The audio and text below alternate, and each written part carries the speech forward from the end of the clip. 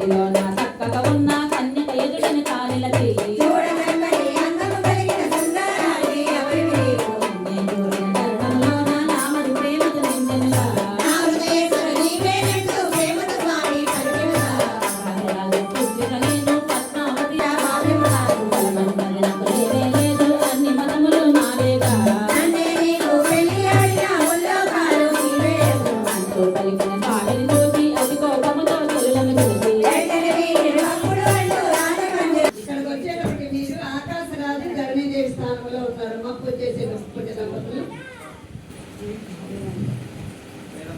మీ అమ్మాయి పద్మావతి ఉద్యానవనంలో ఉంది.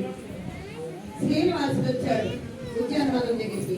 ఆ శ్రీనివాసుడు చూసి చెల్లెలతో వెళ్ళిపోమని చెప్పిస్తా ఉంది, రాళ్ళతో కొట్టిస్తా ఉంది. ఆ దెబ్బలు చూసి ఒకలా మాత ఆందోళనగా అడుగుతా ఉంది, ఈ దెబ్బలు ఏంటినైనా ఈ రక్తం ఏంటంటే మీ పద్మావతి గురించి వర్ణించి చెప్తున్నాడు తల్లికి. అమ్మాయి చాలా బాగుంటుందమ్మా, అమ్మాయి నేను పెళ్ళాడతానని వర్ణించి చెప్తున్నాడు. చెప్పాడు చాలా బాగుంటుందమ్మా, అమ్మాయి నేను పెళ్ళాడతాను, పెళ్లి మాట్లాడతాను చెబుతున్నాడు.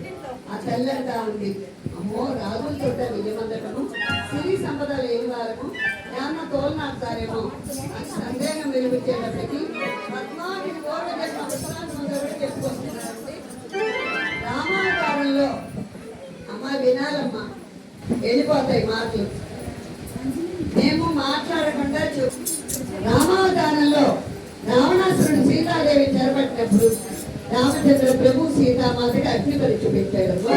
ఆ అగ్ని పరీక్షలో సీతాదేవికి బదులుగా వేదవతిని పంపిస్తాడు అగ్నిదేవుడు. అగ్ని పరీక్షకి వేదవతిని పెళ్ళాడమని అగ్నిదేవుడు కోరుకున్నాడు. నీ కోరిక నీ కలియుగంలో తీరుస్తాను. శ్రీ రామచంద్ర ప్రభువే శ్రీనివాసునిగా వచ్చి వేదవతియే పద్మావతిగా వచ్చి నీ కళ్యాణం ముచ్చట కలియుగంలో తీరుస్తాను నాకు అభయమిచ్చాను. ఆ ముచ్చట తీరుస్తానికే వచ్చాను. కృష్ణ అవతారం వచ్చేటప్పటికి కృష్ణుడికి యశోద మాత ఆలన బాలన చెట్లు ముచ్చట్లు ఎన్నో తీసుకుంది కృష్ణ పరమాత్మ దగ్గర. యశోద మాత కృష్ణ పరమాత్మ 8 పెళ్లిళ్ళు చేసుకున్నాడు. ఒక్క కళ్యాణం కూడా యశోద మాత చేతి మీదుగా చేయించుకోలేదు. ఇదేమిటి నాయన 8 పెళ్లిళ్ళు చేసుకున్నావు కదా, ఒక్క కళ్యాణం చేసే భాగ్యాన్ని కూడా నాకు అందించలేదేమిటి అని బాపయ్యేటప్పటికి నీ కోరిక నేను కలియుగంలో తీరుస్తానమ్మా. శ్రీరామచంద్ర ప్రభు కృష్ణ పరమాత్మ శ్రీనివాసుగా వచ్చి వేదవతి పద్మావతిగా వచ్చి యశోదమాతే బబులామాతగా వచ్చి మీ కళ్యాణం కలియుగంలో తీరుస్తాను అప్పుడు అభినయించానమ్మా. నువ్వేమి సందేహించకుండా వెళ్ళి నారాయణపురం వెళ్ళి ఆకాశరాలు ధరణిదేవి దంపతులతో పెళ్లి మాటలు మాట్లాడి పెళ్లికి ఒప్పించి రావాల్సిందిగా చెప్పి తల్లిని పంపిస్తున్నాడు.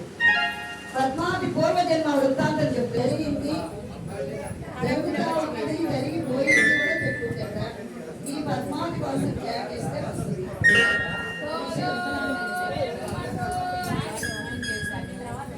మా రామ్మ ఏకలు సార్ పాపం వాళ్ళు ఆలోచిస్తున్నారు, అయ్యా మీరు పిలవకపోతే పక్క బజార్కి వెళ్ళిపోతే పక్క ఊరికి వెళ్ళిపోతే తెలియదు. నెల్లూరు నుంచి ఎన్ని ఊళ్ళు ఉన్నాయో పక్కన, ఎటు వెళ్ళిపోతా తెలియదు. మాసరే ఎరకల సార్ వచ్చాడు, ఎంత చక్కగా రెడీ అయ్యి వచ్చాడు. ఎరకల సార్ లాగానే ఉన్నాడు. ఏడుకొండలవాడ వెంకటరమణ